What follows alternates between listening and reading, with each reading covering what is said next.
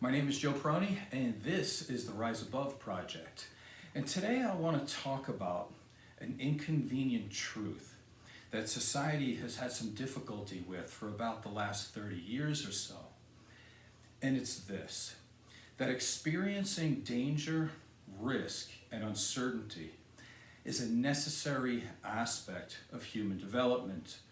And what I mean by that is it's necessary obviously for children, and we'll talk about that mainly today, but it's also necessary throughout the lifespan of human beings. Additionally, I can also say that danger, risk, and uncertainty is a necessary aspect of development for all living things. This is difficult for people. Now, society's willingness to look away from this and the denial of this inconvenient truth has led to an epidemic of social, cognitive, emotional, and physical decline. So why is this happening? Well, there's a lot of reasons, so let's just go over a few. Number one, parents now are coddling their kids. They're treating their kids like porcelain dolls. And what's happening here is they want to be good parents. I understand that. But what they do a lot of times is they restrict unsupervised play. They have to watch everything their kids do, and it's creating a massive amount of anxiety and attachment issues. Fathers out there. Fathers are not taking an active role in their child's life as much as they used to. Not everybody. But some of the fathers also that are taking an active role, they tend to doing it from a very feminized point of view at the detriment of our society. There's also a decline in play-based learning in schools.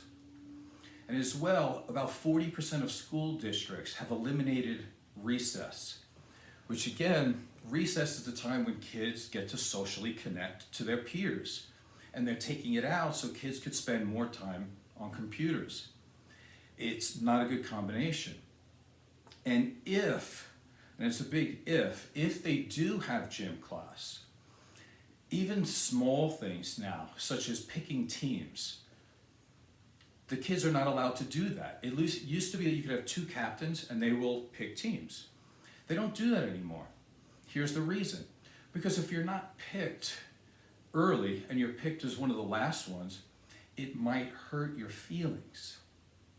And so what we do now, instead of having this child learn how to play a sport, practice a little bit more, maybe change their nutritional program a little bit, or maybe it's okay to come in last place. Maybe they're good somewhere else. But what we do is we lower the standards and we lower the requirements. And so what we do is we care more about the people who aren't doing well, and we lower the standards for everybody.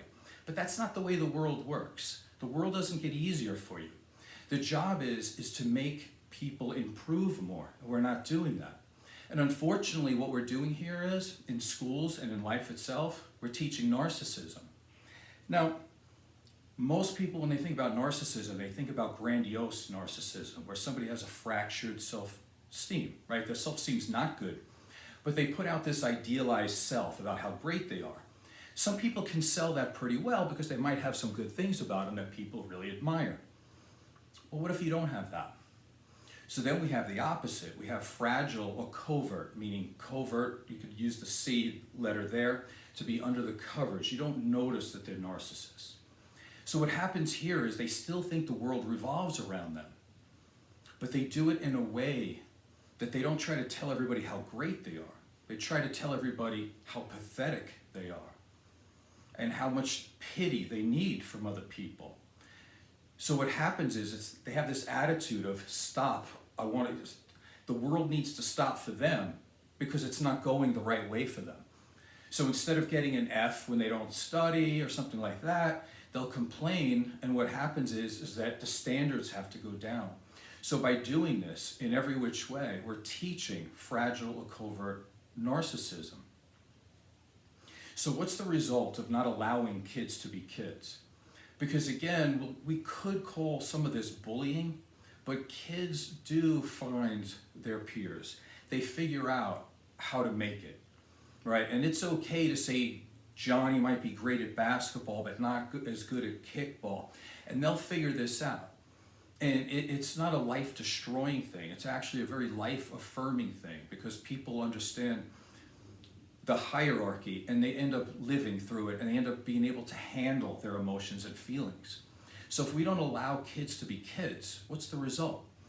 Well, first of all, let's take it from the top. What happens is they go throughout their lifespan being anxiety-ridden, prone to depression, prone to using drugs, and they end up being repressed adults as well. You know, if they live throughout their lifespan, many of them commit suicide. So again, let's take a look at some of the actual results of not letting kids be kids and stopping them from having unsupervised play. Number one, poor social skills. It's definitely correlated to a decrease in being able to share, a decrease in being able to take turns with other people, a decrease in cooperation, which again, all of this leads to narcissism, a decrease in empathy, a decrease in compassion for other human beings, it's all about them, a decrease in the ability to negotiate.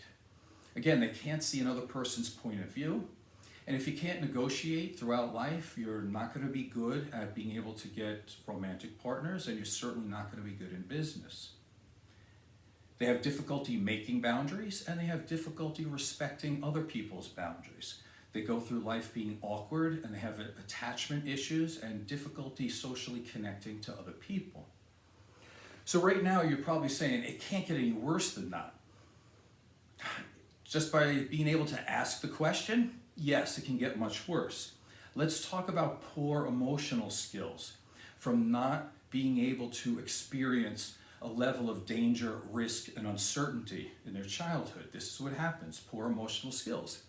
They're easily frustrated, racked with anxiety, depression. They cry easily, cry at the drop of a hat. Why? Fragile narcissism. Please help me, somebody else has to take over and make this better for me. They have no confidence. They get bored easily. Why? Because they have no creativity. They don't know how to work unless somebody's telling them exactly what to do and when to do it. They believe that everybody around them is their entertainment committee. Anger issues, eating disorders. They're obsessed with video games, especially the ones where there's no competition, where they just kind of meander around and they don't even have to keep score or competing. We live in a capitalistic society. That won't bode well for them in the future. They can't solve their own problems. Can it get worse? Of course it can. They have poor physical health. Awkwardness, clumsiness. They tend to be overweight, have high blood pressure even at a very young age. They're at a risk for diabetes already. And as they get older, they're going to have sexual problems. Why? Because they don't have enough emotional strength, number one, but physically they're also going to have some problems there. And you need a certain amount of confidence to be able to be good in bed, let's be honest, and they're not going to have any of that. So the effect of unsupervised play, the effect of not coddling your kids, the effect of giving age-appropriate responsibility, and that's one I haven't touched on, but I will touch on it a little bit later. So if we actually reverse this, we allow kids to be kids. We allow them to fall down. We allow them to skin their knee. We allow them to get a little bloody. We allow them to get bruises. We allow them to fall down. They'll stand up. Don't worry about it. We allow children to get into arguments with other kids. We allow other children to shame them into doing the right thing before they end up playing with them. So if we can do these things, and it's possible because it was done a long time ago. Now, what would be the result of that?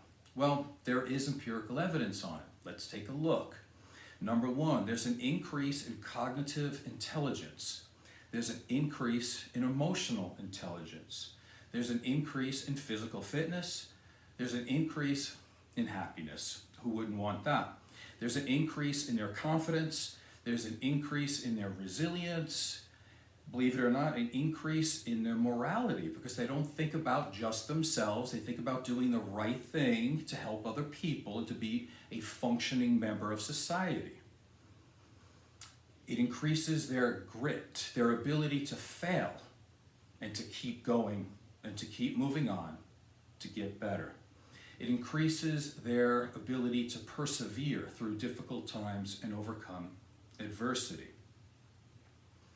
Now, if we were to do these things, besides all of these positive things I mentioned, what else would happen? Well, a lot of businesses would fall apart. And I mean this with half a smile because I think it's ridiculous what we're doing to these kids.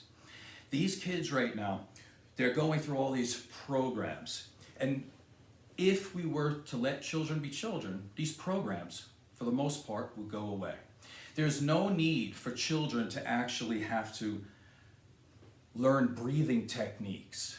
That's insane. They wouldn't need to go to social skills groups, self-esteem groups, coping skills groups.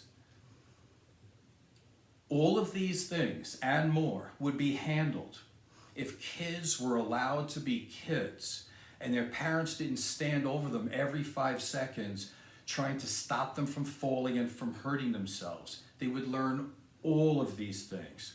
There's not one competent adult that's gone through a lot of, say, unsupervised playing when they were younger that needs to learn a breathing exercise. That it doesn't compute. It doesn't happen. So again, obviously I'm pushing a lot for unsupervised play. Now, you don't have to listen to me because I'm not right all the time. But I do know where to go for information, right? We look at empirical evidence, and I like to go to the top. It doesn't mean that I know all these people personally, but I can pull up their information. So let's take a look at the foremost expert in the field on this subject. A man named Dr. Peter Gray, who is an expert in the field, graduate of Columbia University, author of the book Free to Learn. I'm going to read exactly what he said, just so that there's no confusion here. Here's what Dr. Peter Gray says on this subject. Over the same period that we have seen such a dramatic decline in children's freedom to play, and especially in their freedom to embrace risk, we have seen an equally dramatic rise in all sorts of childhood mental disorders. The best evidence for this comes from the analysis of scores on standard clinical assessment questionnaires that have been given in unchanged form to normative groups of children and young adults over the decades. Such analysis reveal that 5 to 8 times as many young people today suffer from clinically significant levels of anxiety and depression by today's standards than that was true in the 1950s. Just as the decline in children's freedom to embrace risk has been continuous and gradual, so has the rise in children's psychopathology. Dr. Peter Gray continues. I know I'm reading a lot here, but it's important, and he is the #1 expert in the world on this. So if you disagree with this, you better have some good evidence to back yourself up. He continues, the story is both ironic and tragic. We deprive children of free, risky play, ostensibly to protect them from danger. But in the process, we set them up for mental breakdowns. Children are designed by nature to teach themselves emotional resilience by playing in risky, emotion-inducing ways. In the long run, we endanger them far more by preventing such play than by allowing it. And we deprive them of their fun and of their childhood. Play, to be safe, must be free play, not coerced, managed, or pushed by adults. Children are highly motivated to play in risky ways, but they are also very good at knowing their own capacities and avoiding risks that they are not ready to take, either physically or emotionally. Our children know far better than we do what they are ready for. When adults pressure or even encourage children to take risks, that they are not ready for, the result may be trauma and not thrill. So there you have it. So I think I've given you enough of a description of the problem. So let's try to get a prescription to solve the problem, right? Because it's the Rise Above project. So let's try to do this. So let's take it from the top. And anybody out there could add to anything, add anything else that you want as well. Number one, let children have unsupervised play. What does this mean? Let them climb trees, climb ropes, monkey bars, swings, skating, bicycles, rough and tumble play, play fighting, games like tag, hide and seek, video games, absolutely not. And let them use tools. What do you think, that when kids become 18, 19, 21 years old, they suddenly become adults out of nowhere? There's no practicing involved? Of course, they should be allowed to use hammers and screwdrivers and everything else. And another thing that I want to mention that I haven't mentioned yet, but it's very important. Children need age-appropriate responsibilities. You know, I drive around my town and near my home, and what I notice, and it could be different around the country, I don't know. Somebody mentioned that to me, and that's true. I don't know the whole country, but I've looked up some information. I see adults mowing lawns. I see adults doing a lot of jobs that kids used to do. I don't understand it. Kids still should be out there mowing lawns. Teenage kids still can do babysitting. Kids should be walking to school. They should be able to go to the store without having their parents on their back. I just don't understand this. But let me dig into this a little bit further. If you're out there right now saying, number one, but there's so much crime out there, there's no way I can let my kids outside. Empirical evidence, what a tricky thing. Because the evidence clearly states that crime has been going down precipitously since the 1990s. That's 30-year decline. The crime rate in the 50s, 60s, and 70s was way higher than it is now. That is no excuse to coddle and ruin your kid's life. Let's continue. If you don't think your kid can babysit, mow a lawn, or do some basics when they're teenagers, the main reason is because you don't trust them. And that might be okay, but you're the one who's supposed to love them the most. And so what do your parents think of you that you don't even trust them? How does that work? I'll tell you how it works. It means that they don't trust themselves either, and they go through life with no self-esteem. It also teaches them that the world is very dangerous. But again, empirical evidence, what a tricky thing. Because most of the sexual abuse, most of the physical abuse that happens to children, 95% of it happens in the home. So it's not usually some guy in a trench coat hiding behind a bush in the middle of nowhere. Nope. It's the father, it's the mother, it's the stepfather, it's the stepmother, it's one of the kids, it's the uncle. This abuse happens in the house. So again, it's another way for even parents to deny the reality of where the dangers are. It's usually in the house. So I want to touch on this a little bit too. The need for danger, risk, and uncertainty continues throughout the lifespan in adulthood. I had a great conversation the other day on Zoom with some of my childhood friends. And we were just laughing. It was so fun. We were talking about how we would climb up on the garage roof and jump off of that, and we had to clear a fence before we landed in the pool. You know, and we did a lot of things like that. We had slap fights out in the street. We did fun things. And listen, it's been, well, I graduated in 1983. How many years is that? And we're still talking to each other on a fairly regular basis. You know, I mean, I don't think love is too strong of a word here, that we have of friends that we've gone through things with. Lifelong friendships are amazing. Social connections are amazing.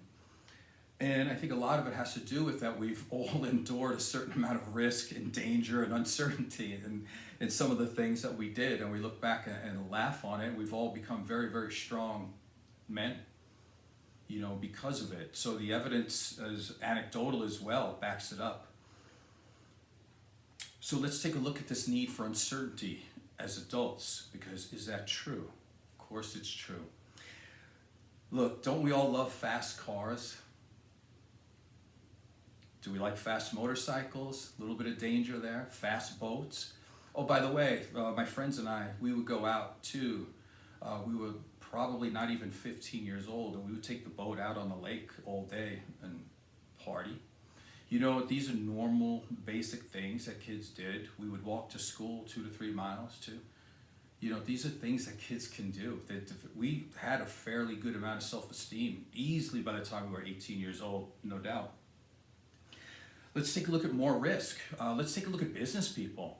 Men and women that go into business, very difficult. Most businesses fail. You need to, if you can handle risk and uncertainty, those are the best business people. Entrepreneurs, of course. If you don't want to go that route, playing the stock market on a daily basis, that's very risky, or can be depending on how you do it. But either way, that again, we have that need for risk, don't we? A little bit of danger there, Also, I live in Las Vegas. A lot of people like to gamble. I'm not saying that's a good thing all the time, no doubt, but there is some fun in that. And again, adults like to play that way for sure. Some of us, including me, still like athletic competition. Again, I love the uncertainty. If I knew I was going to win every time, I wouldn't do it. It would take away the fun. And let's talk about something that's also very important that nobody wants to talk about, and I'll finish with this. Let's talk about sex, right? Because this is something that people don't like to talk about out loud, but let's do it. The need for danger, risk, uncertainty, unsupervised play throughout the lifespan. The number one sexual fantasy for a woman are rape fantasies. I could dig deeper into that in another show, but you get the point for this show. And also, in most surveys that you will look at, 75% of women prefer rough sex over gentle making love. 75%. It's 3 out of every 4. Let's figure that out. So yeah, human beings, it's okay. It's an inconvenient truth. We don't like to say it, but we do love, enjoy, seek out danger, risk, uncertainty. What a roller coaster is for too, right? So we all seek that. It's a necessary aspect of development of all living things. So I hope you thought today's show was valuable. And by the way, we can change this. If everybody woke up tomorrow morning and said, you know what, I'm not gonna teach my kid like they're some type of veal.